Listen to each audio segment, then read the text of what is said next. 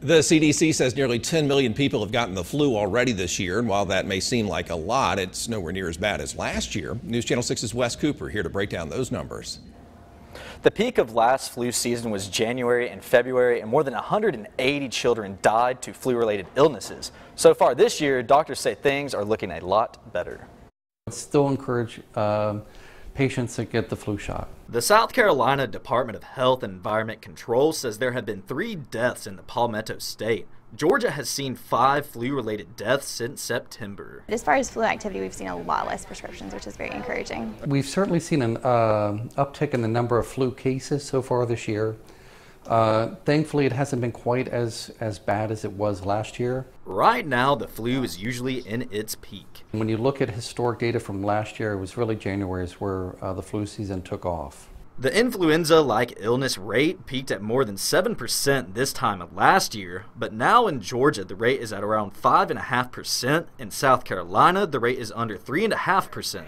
These rates might be due to people getting the vaccine. I do believe this year is better as far as flu activity because a lot more people asked about the flu vaccine and received it here at the pharmacy. Some of you might say the flu vaccine does not work. The strain changes. It's constantly mutating, and that's why it's hard to have a vaccine that's perfectly effective every year. So if you're not feeling too well and you have fever, generally we consider that greater than 100.4, cough, nasal congestion, myalgia. You could be showing signs of the flu, but don't sweat. Dr. Zitgraf says with good personal hygiene and the vaccine, you can take care of yourself and each other. The majority of people are going to have some benefit to getting the vaccine, either in preventing the flu altogether or reducing the severity of the symptoms is a big part of it.